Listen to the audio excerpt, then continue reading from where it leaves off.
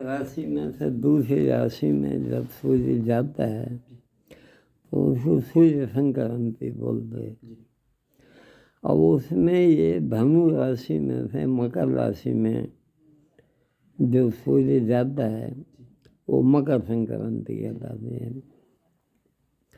अच्छा, अब क्या है कि ये जो मकर संक्रांति है,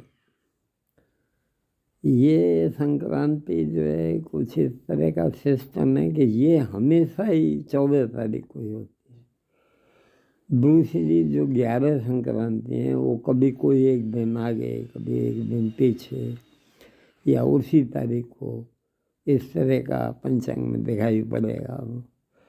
किंतु जनवरी का जो सूर्य संक्रांति है, मकर संक्रांति, वो हमेशा वही की वही जो मानी जाती है। अच्छा, अब इसमें भी क्या है, जो मैंने क्या समझा है, मैं अपनी बात बताऊँ। क्या होता है कि तुम्हारा 12 का खाका है, जो 12 राशियाँ हैं, वो 12 जो है खाने हैं, तो उसमें वो जो है 1, 4, 7, 10 जो है, ये 4 जो है वो केंद्र है।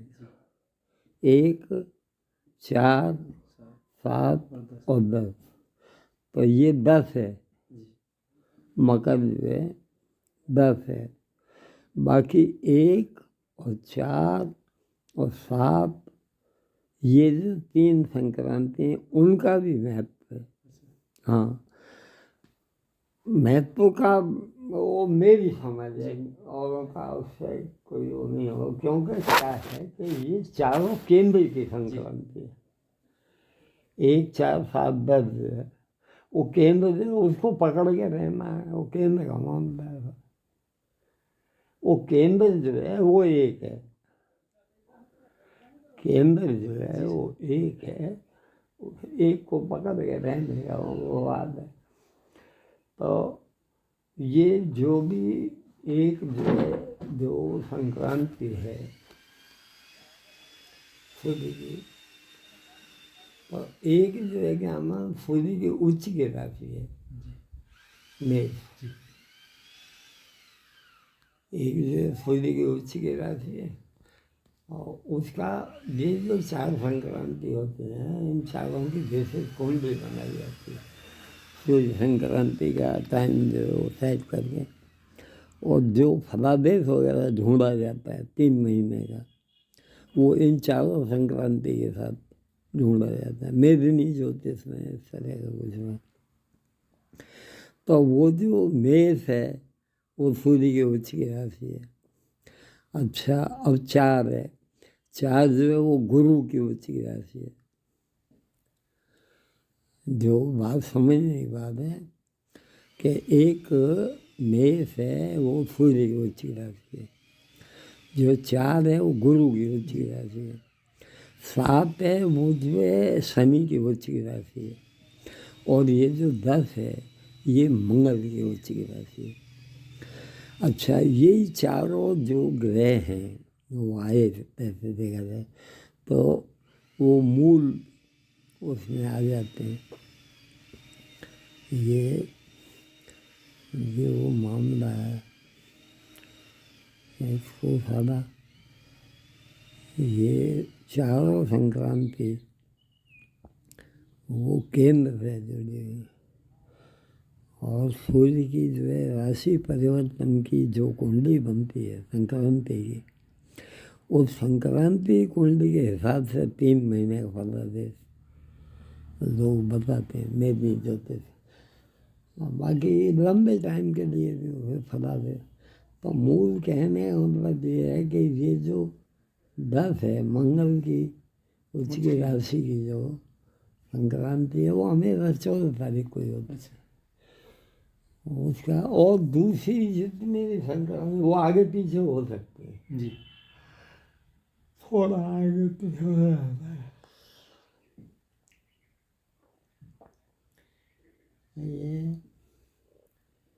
इसका 14 तारीख का हिसाब होता है। क्या है, ये जो है 2 तरह की पद्धति है ज्योतिष में। एक नेरियन ज्योतिष पद्धति है। अच्छा, जो भारतीय पंचांग है या भारतीय गणना है वो नेरियन ज्योतिष है। अच्छा, एक दूसरी जो है सायन ज्योतिष पद्धति है। तो वो जो सायन है वो अपना दूसरा पद्धति। अच्छा, उसका क्या है जो समझने की बात है कि सायन जो पद्धति है उसको सामान्यतः, और ये कुछ हद तक ठीक भी है, कि इस वक्त जो आकाश में ग्रहों की स्थिति है उसके ऊपर सायन चलता है। वो उस तरह से चलता है। अच्छा, निर्यन पद्धति जो है वो अपना एक तरह का परंपरागत ये हिसाब से चलती है। उसके कारण से क्या हुआ है कि उसमें भी जो होता है उसमें फर्क आ जाता है। तो अभी क्या है कि 24 अंश का फर्क है सर। सूर्य का जो संक्रांति का दिन माना जाता है तो उसके हिसाब से उसका 24 का फर्क है।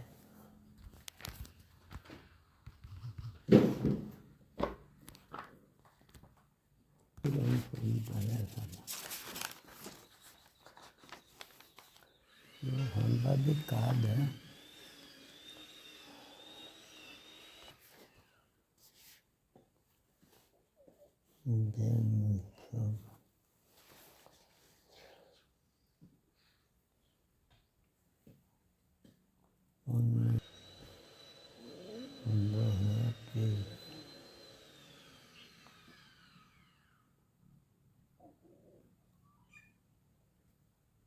ऊपर है 24 9 जो 37 का, मगर ये 22 का है, 23 भी निकल गया।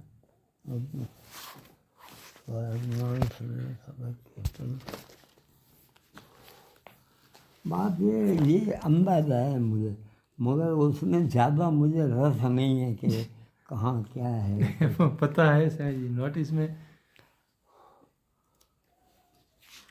तो मोटा अंदाजा है क्या ईमान से के सबब जी के 22 का जो है जो अनाउंस है वो 24 मॉड वो है और ये 8 है 21 का। तो एक कला के आसपास का फर्क पड़ता जाता है। तो 24 की 9 कला हुई, 10 कला,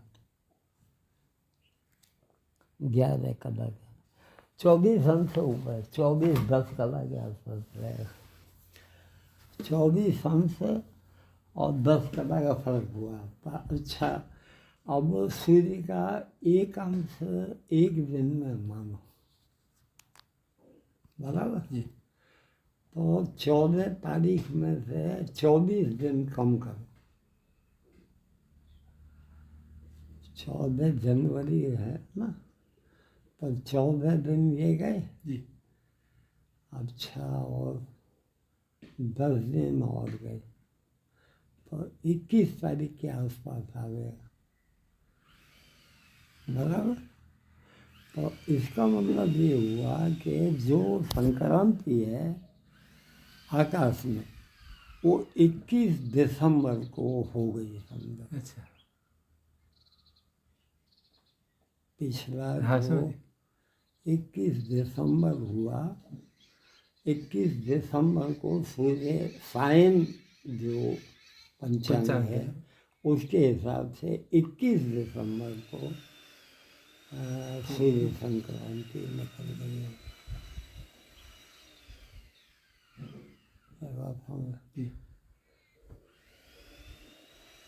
ये उसके बहुत ज़्यादा गहरे में जाने का मेरा स्वभाव नहीं है। इनका दोनों कैसा है वो संपात गेंबू के हिसाब से है, बहुत ये सब मेरा विषय नहीं है। मगर कितना पता है आपको? हाँ, वसुंत संपात बिंदु के हिसाब से ये जो निर्यन पंचांग है हमारा, वो जो दो उनका संपात बिंदु है, कितने वर्षों पहले तब से चला आ रहा है, शायद हजारों वर्ष ओह, तक का ये सब उपाधि वसुंत संपात का उसका हिसाब। वो कभी थोड़ा दिमाग में आया, उसको थोड़ा देख लिया, हाँ ठीक है बस ये होगा, बस इससे ज़्यादा किसी चीज़ को कुछ पकड़ने की मेरी वृत्ति नहीं है। सारा ये पता नहीं किस मिट्टी से भगवान ने बनाया है। तो ये भले ही कहते हो, मगर 14 को ही संक्रांति तो मानी जाती है, वो तो ये निरन पंचांग में 14 तारीख को ही मान्य है। हमारे यहाँ 14 तारीख मान्य जाता है। जो निरन पंचांग का सिस्टम है वो पहले हो गई, आकाश में हो हो गई, समझ गए। तो भी ये निरन पंचांग का हिसाब है, वो 14 तारीख के हिसाब से हो। बड़ा भी इसमें गहरे में जाने की जरूरत नहीं जी है। खोपड़ा खराब नहीं करो कि इसमें क्या संबंध है, कैसे है, और कौन सा वसंत संपात बिंदु है और वहाँ पीछे जाओगे, वो सब बकवास बकवास तो नहीं। मेरा मतलब है जो मतलब मेरे का नहीं है। ज्योतिष के या वैसे जो गहरे में जानने वाले लोग हैं, अब जैसे उसी दिन बात चली थी तो मैं कहा था कि भाई मेरे पास वो नैनो पंचांग है, इस तरह कुछ वो नहीं है जो साइंस के हिसाब से उससे वो नैनो पंचांग ढूंढा जाए, कुछ हो तो वो बहुत कुछ पता लग सकता है। मैं ये बात ना नहीं करता हूँ, किंतु वो सब जिनका विषय है वो करें, अपना काम नहीं। अपने एक ही बात का काम है अपना, क्या है कि एक भगवत चैतन्य सत्ता। और ये जितनी भी चीज़ें हैं जो दृष्टि में आती हैं, समझ में आती हैं और कुछ है, वो सब जो है क्या नाम है, उस एक के ऊपर से तुम्हारा लक्ष्य हटाने के लिए। जी सर, जो भी मेरी बात समझ, तुम्हारा घर परिवार संसार जो भी दुनियादारी ये वो जो कुछ है। अभी तू यहाँ बैठा था तभी मैं ये विचार कर रहा था, फेंकाऊंगा उस छोकरे का। तो ये जो है सब जितनी भी चीज़ें हैं, ये जो व्यवहार है, जो व्यवहार इसमें चल रहा है, व्यवहारिक सत्य है। इसको वेदांत की भाषा में जब कहा जाता है, अद्वैत वेदांत तो खास करके कहता है कि भाई ये जो है ये पारमार्थिक सत्ता नहीं है। पारमार्थिक सत्ता का मतलब है ये प्रातिभाषिक सत्ता है। ये सबसे पहले तुम स्वीकार करो, ये स्वीकार करो तो तुम वेदांत का ढूंढा ढांढी शुरू करो। अगर तुम ये स्वीकार नहीं करते हो तो फिर तुम उसको ठीक से न उधर के रहोगे न इधर के रहोगे, न कोई हिसाब के साथ बैठेगा, न कुछ होगा, न कुछ। बातों समझ लो। अच्छा, ये स्वीकार करना कि ये प्रातिभाषिक है, वो जो है वो वेदांत में जो मुद्दे की बात कही जाती है, खाली वो इतनी बड़ी बात है कि मैं शायद उसका कोई खुलासा नहीं कर सकता, क्योंकि वो ये है कि भाई ये संसार वास्तविक है ही नहीं। किंतु वास्तविक नहीं होते हुए भी यार है, व्यवहार हो रहा है, सब दुनिया भर का नाटक चल रहा है, तो इसमें से फिर गुछवाड़े में से निकलना कैसे है? इसका एक ही तरीका है, दूसरी कोई बात नहीं है। तुमको कुछ करने का नहीं है, तुम एक ही, तुम उपयोग करना चाहते हो कि उपयोगी होना चाहते हो? तुम्हारी उपयोगी होने की तैयारी है तो तुमको, तुम मानो या नहीं मानो, पकड़ो या नहीं पकड़ो, कुछ करो या नहीं करो, वो प्रातिभाषिक है, क्या है, कैसा है, उसको भी ज़्यादा चिंता नहीं करो, तो भी तुम्हारा छुटकारा हो जाए, क्योंकि भाई तुम्हारी उपयोग करने की इच्छा नहीं है। यार मैं कैसे समझाऊँ इन बातों, मेरा गड़बड़ हो गया है, क्योंकि ये जो मतलब की चीज़ होती है वो सारी कहीं जाके बैठ जाती है और वो पड़ी रहती है, और वो हमेशा अपना वो करती रहती है, क्योंकि ईसावासी का पहला ही मंत्र है। उस दिन उसने वो शांति मंत्र जो है वो किया था, कोट किया था। अब उसका योगेश ने जो अर्थ दिया उसने किसी का देखा होगा, उसने क्लिक का भी हो गया। तो मैं उसमें ज़्यादा तुमसे कोई चिक नहीं की, मैं खाली एक बात कही कि कोई भी ऐसी चीज़ तुम्हारे नोटिस में आवे तो भाई तुम खुद उसको थोड़ा सा ढूंढो, खोजो, उसके भीतर जाओ, अपने गहरे में ढूंढने को जो। उसके बाद में तुमको तुम्हारा जो उसका अर्थ सूझेगा वैसा होगा, उसका लक्ष्यार्थ होगा, गूढ़ार्थ होगा, वो जो है अमृत है। क्यों? क्योंकि वो तुम्हारा है। विचार करना। अब हुआ क्या है कि जैसे वो शांति मंत्र दिया, तो शांति मंत्र के शब्दों को लेकर के सामान्य शब्दार्थ के हिसाब से दो तो भी बहुत कुछ ठीक ठाक हो, खुलासा हो जाए यार। अब उसका औंधा अर्थ लोगे या वो जो उसने दूसरे आदमी ने वो दिया है वो अर्थ भी मुझे गलत नहीं लगा। जी सर। वो गलत नहीं है, क्योंकि गूढ़ार्थ के नाम पे और जो लक्ष्यार्थ है उसके नाम पे आदमी कुछ भी हो सकता है और उसकी वो बात समझ में, मगर उसने वो जिसने भी वो अर्थ किया है उसने खुद ने उसको ठीक से ढूंढने की कोशिश नहीं की है और एक तरह से औंधा कर दिया है, तो उसमें दिक्कत होती है। दूसरे लोगों को भी फिर वो भी औंधे रवाड़े चल जाएंगे ना। जो खास बात है वेदांत की प्रक्रिया में क्या होता है हमें कि यहाँ इसको सबको जो ये जीव जगत ब्रह्म ईश्वर ऐसा वैसा इसका चिंतन मैं पहले दिन शायद मना कर दिया था। हाँ मना किया था तुमने ही वो कोट किया था। हाँ, आप शायद फोटो के साथ। हाँ हाँ, हाँ। तो उस दिन क्या हुआ था कि उसमें यही बात थी कि वो जो हो हमको किसी श्रोत्रिय और ब्रह्मनिष्ठ के पास जाना चाहिए। अच्छा, अब जो श्रोत्रिय है और ब्रह्मनिष्ठ है वो कोई गलत है ये मैं नहीं कह रहा हूँ, किंतु वो बहुत दूर की बात है। श्रोत्रिय के नाम पे उसमें भी इस बात है कि इनका जिसने भी तुमने जहाँ से भी उसको कोट किया था तो उसकी बात में गलत नहीं था जी। उसने जो कुछ कहा है वो ठीक कहा है, मगर वो जो ठीक है वो जो है आदमी की पात्रता के साथ जुड़ा हुआ है। उसी तरह का सत्पात्र कहने वाला मिलना चाहिए और उसी तरह का सत्पात्र कोई जो है ज्ञान सुनने वाला मिलना चाहिए। वो बहुत उपाधि वाला मामला है जो उसमें तुमने ये सारा किया था कि श्रुति वो जो कि थ्योरी को हमको समझाता है। अच्छा, आत्मा क्या है, परमात्मा क्या है, ये जगत क्या है, ये जीव क्या है, ये और क्या है, ये सत्ता क्या है, ये कैसे है। अच्छा, इन चीज़ों का अब वो चिंतन और वो होता है। एक बार विचार करना, ये बात समझ में आ रही है ना।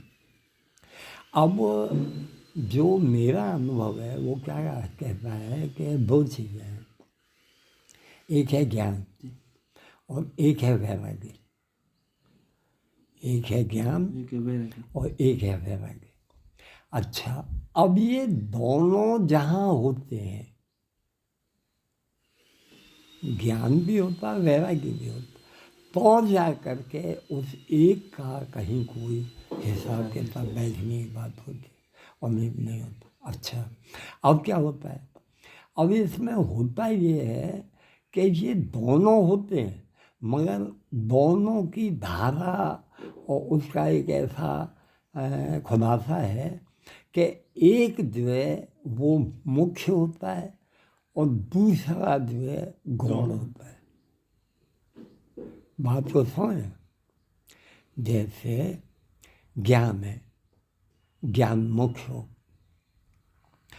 अगर ज्ञान मुख्य हो और वैराग्य मौजूद हो जी तो ही उस एक का हिसाब बैठेगा, बराबर। जी अच्छा, अब कहीं केवल ज्ञान हो और वैराग्य नहीं हो तो वो लेखे नहीं लगेगा। मेरी बात हाँ। समझ में। इसी तरह से वैराग्य हो, किंतु वैराग्य होते हुए भी ज्ञान अगर नहीं हो तो भी वो लिखे नहीं लगेगा। मैं देख रहा हूँ, मेरी भूल हो सकती है, मगर मैं इसको पता हो रहा हूँ, लोगों को देख रहा हूँ।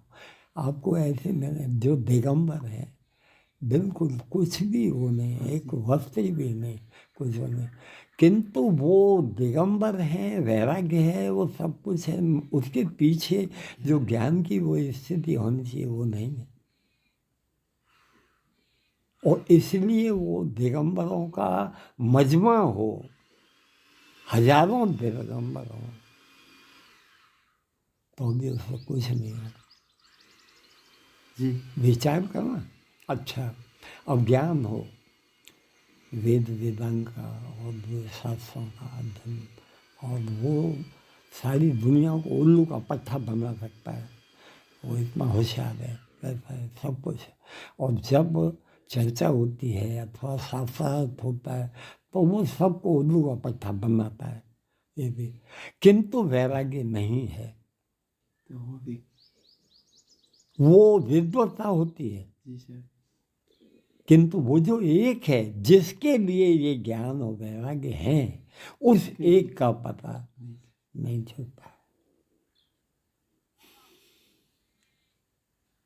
जब तक उस एक का पता नहीं चलेगा तब तक चाहे विद्वत्ता हो चाहे वैराग्य हो, वो कल्याण नहीं करेगा। तो फिर वैराग्य हो अथवा ज्ञान हो, कुछ भी हो, और वो मुख्य हो, किंतु उसके पीछे दूसरा पका हुआ मौजूद हो,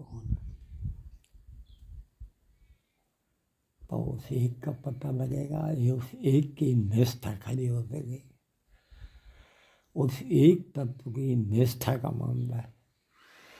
उस एक तत्व की निष्ठा खड़ी होगी या कुछ होगा तो कल्याण होगा, और वो नहीं होगा तो बात नहीं बनेगी।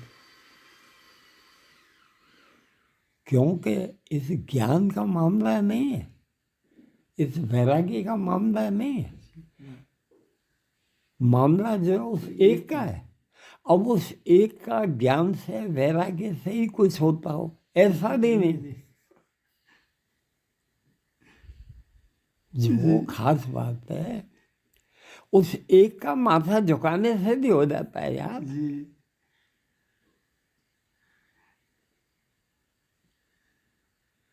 जो और बहुत सी यार, बहुत सी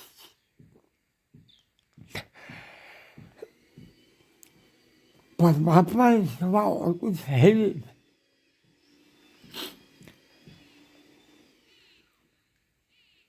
ये कोई कहने की बात नहीं भाई, और ये कोई चर्चा की बात नहीं।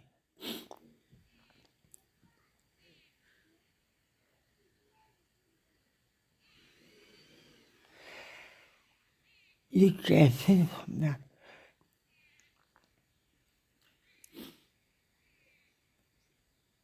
अभी आज का मैं देखा था पोस्ट का, अच्छा उसने सूफी का जी जो हवाला दिया है वो गलत है नहीं, सही है, किंतु ऐसा कोई भी होना चाहिए, कोई भी हो।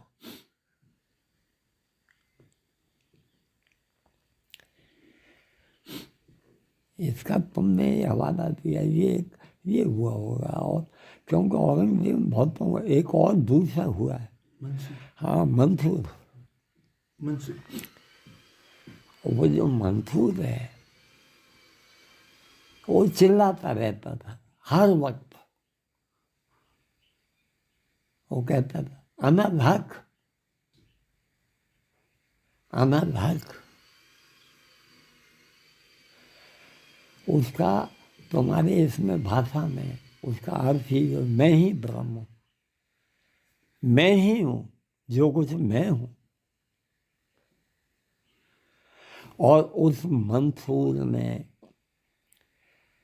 उस वक्त, जिस वक्त के उसकी गर्भ में उतारी गई है, उस वक्त उसने साबिती दे दी। उसके जो है धर्म में से आवाज आई है अमल की, और उसके कटे हुए सर में से आवाज आई है हक की।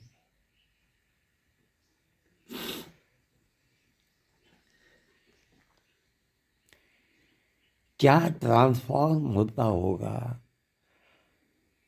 इस स्थूल शरीर का भी अणु परमाणु, ये परिवर्तित हो जाता होगा, रूपांतरण हो जाता, कैसे होता होगा, ये बहुत बड़ी बात, बहुत दूर की बात। ये हमारे जैसे गरीब आदमी का काम है।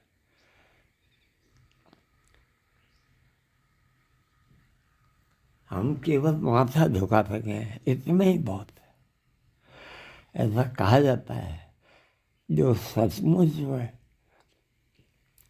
तत्व प्राप्त इस तरह का कोई भी जीव हो, खुद उस तरह की स्थिति होना बहुत दूर की बात है, किंतु ऐसे तत्व प्राप्त जीव की, महात्मा की, किसी भी साधु की, सन्यासी की, किसी की भी उसकी चर्चा करके, स्मरण करके, उसका गुणानुवाद करके भी हमारा जीवन पूरा हो रहा है।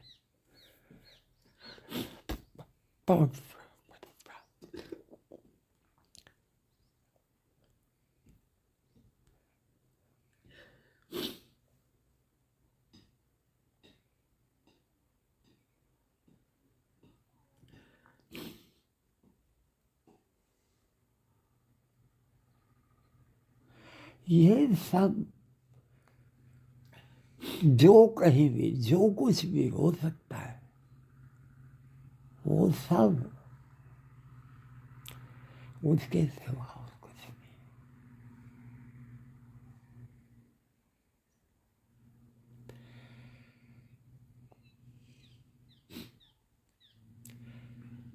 उसने ईसावासी का शांति मंत्र दिया था उस जन्मोत्सव पर। ईसावासी का ही पहला मंत्र है, वो इस बात का इशारा करता है। वो पहला ही मंत्र कहता है, वो कहता है ईसावास्यम, ईसावास्यम ईश्वर का निवास स्थान है, ईश्वर के रहने की जगह है ईसावास्यम। अब देखना, विचार करना, एक बात को समझाने के लिए उस मंत्र का जो दृष्टा है, जिसको भी उसका बोध हुआ होगा, उसने कितना कुछ खुलासा किया है एक वस्तु को, कि सब जहाँ कहीं भी जो दृश्य अदृश्य कल्पना से बाहर जहाँ कहीं भी कोई भी अस्तित्व हो सकता है, वहाँ सब, वो सब ईश्वर का निवास स्थान है। विचार करना। अब इस बात को समझाने के लिए ईसावास्यम, अब वो एक एक चीज करके आपको कितना समझाता है, विचार करो। वो कहता है ईसावास्यम इदम, इदम का मतलब है ये सब, जो कुछ भी, जहाँ तुमको जो कुछ दिखाई पड़ रहा है, दिखाई नहीं पड़ रहा है, तुम कल्पना करते हो और कुछ, वो इदम। वो जो ईसावासी का जो शांति मंत्र है, उसमें भी यही है। उसको वो उसमें जैसे भी उसको समझ कि वो कह रहा पूर्ण मदह, मदह का मतलब है अहम, पूर्णम, पूर्णम अहम। जो अहम है वो पूर्ण है, पूर्ण मदह, ये दो शब्द हैं, एक है अहम और एक है इदम। जगत जो है और कुछ नहीं। तुम, बंधन कहाँ है? बंधन कहाँ है? बंधन इस द्वैत में है, कायम है। अहम में और इदम में। तुम इस अहम को और इदम को एक नहीं कर पाते। जब तक तुम इसको एक नहीं कर पाओ तब तक बात नहीं बनेगी भाई। विचार करना। तो ईसावासी का पहला मंत्र कहता है इदम, ये सब ईश्वर का निवास स्थान है। आगे कहता है इदम सर्वम। एक ही वस्तु को समझाने के लिए बार बार रिपीट करता है। वो कहता है ईसावास्यम इदम, फिर कहता है सर्वम। उतने से भी उसको तसल्ली नहीं होती है तो कहता है यत्किंच। यत्किंच का मतलब है जहाँ कहीं कोई छोटे छोटा या कोई भी अस्तित्व हो सकता है वो सब यत्किंच। आगे कहता है जगत्याम जगत। जगत जिसको तुम देख रहे हो, समय पकड़े हो, जिसमें व्यवहार कर रहे हो, वो जीव जगत जो कुछ भी हो, इसमें प्राणी पदार्थ सब कुछ है, तो वो जगत। अब वो क्या कहता है कि जगत्याम जगत। जगत्याम जगत का मतलब है जगत और अजगत। अजगत का मतलब जो दिखाई नहीं पड़ रहा है, किंतु वो दिखाई नहीं पड़ रहा है इसलिए वो है नहीं, ऐसा नहीं है। तो वो जो अजगत है वहां भी ईश्वर का निवास स्थान है। वो कहता है ईसावास्यम इदम सर्वम यत्किंच जगत्याम जगत। अब तुमको इशारा करता है करना क्या है, तुमको क्या करना है। ये जो बात आती है ना कि भाई उपयोग करना है कि उपयोगी होना है, यहाँ उसका इशारा मौजूद है। वो कहता है तेन त्यक्तेन भुंजी था। इसको काम में लेना है, इसका उपयोग करना है, मगर भोग पूर्वक नहीं, त्याग पूर्वक। विचार करना। तेन त्यक्तेन भुंजी था, उसका त्याग पूर्वक उपभोग करना है, भोग पूर्वक नहीं। त्याग पूर्वक उपभोग कर सकेगा तो उसे एक का पता लग जाएगा। वो कहता है तेन त्यक्तेन भुंजी था। अब आगे तुमको समझाने के लिए कहता है कितना सारा एक मंत्र है, जीवन के लिए एक मंत्र बहुत है। वो कहता है माँ गृधा, भटके मत। कहाँ मन भटका रहा है, कहाँ भटकता रहता है। माँ गृधा।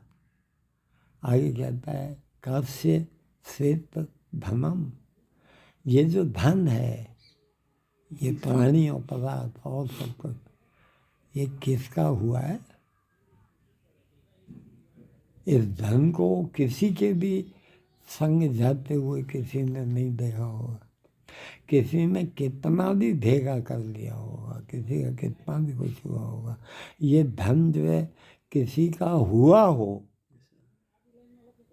ये अनुभव से तुम देख सकते हो किसी का, तो वो तुमको सावचेत करता है। कहता है कस्य श्वेत धनम। ये धन किसका हुआ है, किसी ने। तो ये धन में कहाँ तू अपना खोपड़ा खराब करता है। उपभोग करना है, काम में रहना पड़ेगा आपको। जो कुछ भी अस्तित्व आपका जीवन यापन है और कुछ है, मगर उसमें वृत्ति तुम्हारी उपयोगी होने की होनी चाहिए। उपयोग करने की वृत्ति है तो तुम डूब जाओ। उपयोगी होने की वृत्ति है तो रास्ता मिल जाए। किंतु ये सब मेरा विषय नहीं है रमेश। अपनी तुच्छता का, अपनी नगण्यता का, अपनी ओर से अपना कोई वजूद ही नहीं है। इस बात को कोई जब तक जो है कहीं किसी तरह से भीतर से उसका हिसाब नहीं बैठा तब तक उस एक का पता नहीं चलेगा। क्यों? कारण क्या है कि ये दो नहीं है, वो केवल एक ही है। और उसके लिए भी जो वेदांत है, एक में वो मैं एक हूँ, मगर कैसा एक? एक के साथ दूसरा लगा हुआ है, द्वंद्व मौजूद है, मगर ये इस तरह की वस्तु है जिसमें कि दूसरा है ही नहीं। उस एक का जो है कैसे अंदाजा लगे कि तुम्हारा वजूद जब तक बना हुआ हो और एक का पता भी लग जाए, ये दोनों बातें नहीं बन सकती हैं। इसके लिए और सभी तरह के महापुरुषों में ऐसा नहीं है। वो कबीर का भी दो है, उसका वो कहता तू करता तू हुआ, मैं जिंदगी भर तू करता था, तू है तेरा मानना। और उसका नतीजा ये हुआ, कि तू करने से वो तू हो गया, मुझ में रही न हूँ, मेरा वजूद नहीं रहा, अब है ही नहीं। और उसके बाद में उसी बात पर कहता है, वादी तेरे नाम की जित देखूं तित तू, जिधर देखता हूँ उधर तू ही तू है। अगर ऐसी स्थिति हो जाए किसी की भी, भगवान की मोटी कृपा है, आपने ऐसा कोई भी मिल जाए, ऐसा कोई किसी का भी कुछ भी हो, भाई अपने साष्टांग दंडवत कर देनी। होने की बात बहुत दूर की बात है, हमें मरते मरते भी जो है आदमी का ये जो अस्तित्व का बोध है, जो अस्मिता है, वो अंत तक उसका पिंड नहीं छोड़ती है। हजारों जन्म निकल गए हैं, धक्का खा रहा है ये जीव, इतना समझ में आ गया है तो भी उसमें से उसका छुटकारा नहीं हो रहा है। आदमी का फेरा फोगट चला जाता है, इससे ज़्यादा और उसका क्या कहना है। अपना समझ में आता है भाई, छूटा हुआ आदमी हो वो भी कर्म मुक्ति की बात में बहुत सी बात करता है, उसमें कर्म मुक्ति में वो छूट जाता है, किंतु अभी भी आगे की जो क्रमिक विकास की स्थिति है उसका मामला ठीक हो रहा है। भगवान जो करे हो।